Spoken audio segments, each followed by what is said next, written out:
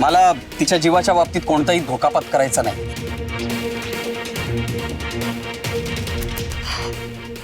का या मुलाला जन्माला घातलं मी?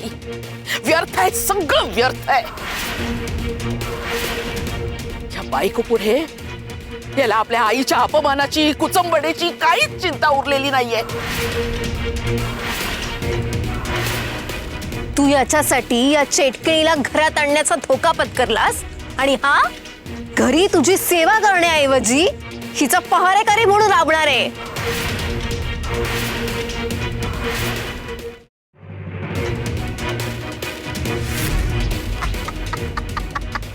बघितलंस, मी काही करू शकते. आऊ आऊ आऊ, ते खोटी सगू होती.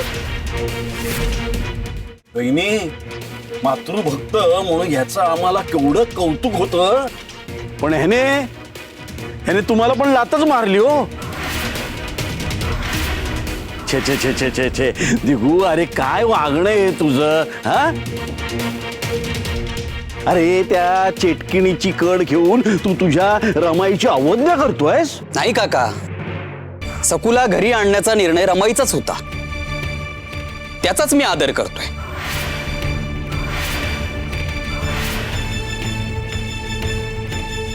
माझं म्हणणं इतकंच आहे, जिथे सखू तिथे मी. काही झालं तरी तिला मी कुठली इजा होऊ देणार नाहीये. ऐकणार नाहीसच ना कुणाचं? तिकडे पिंजऱ्यात राहणार होतास, त्यापेक्षा हे बरं आहे. पण दिगू, निक्षून सांगते तुला, यापुढे या सखूची जबाबदारी पूर्णपणे तुझ्यावर असेल.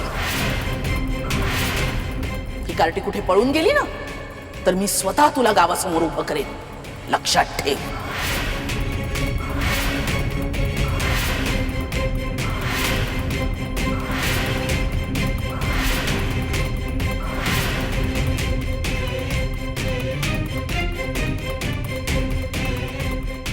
बहिणी, अहो मी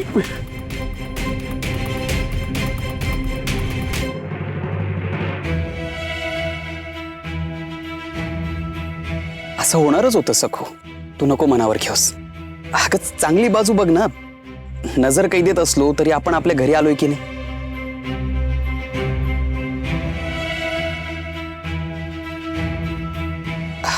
तुझा आता विश्रांती घे. भास्कर बुवा, तुम्ही फक्त घोटलेले मंत्र म्हणा, बाकी काही करू नका. स्वतःची अक्कल अजिबात वापरू नका. त्या सखूला मनोरमा बाई बरोबर घरी कसं काय पाठवलं तुम्ही? तिथेच तिला संपवायचा हुकूम असताना तुमच्या डोळ्या देखत तुम्ही कसं काय घडू दिलं हे?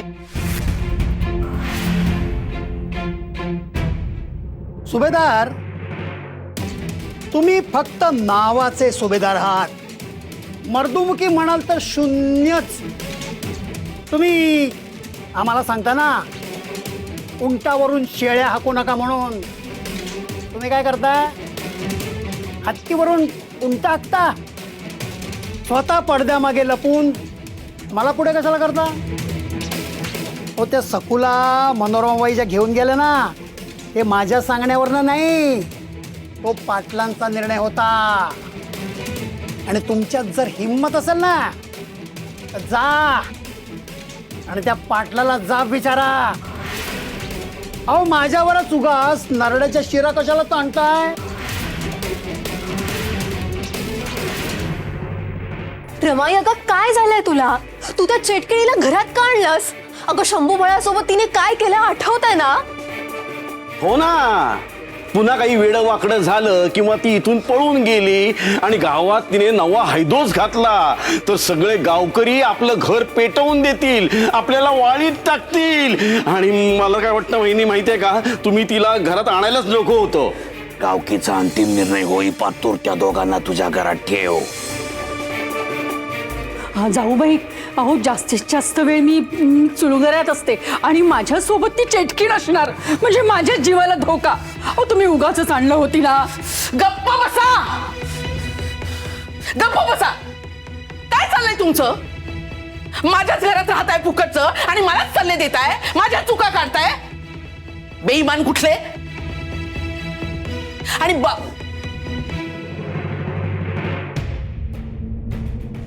आणि मी जे काही करते ते माझ्या मुलासाठी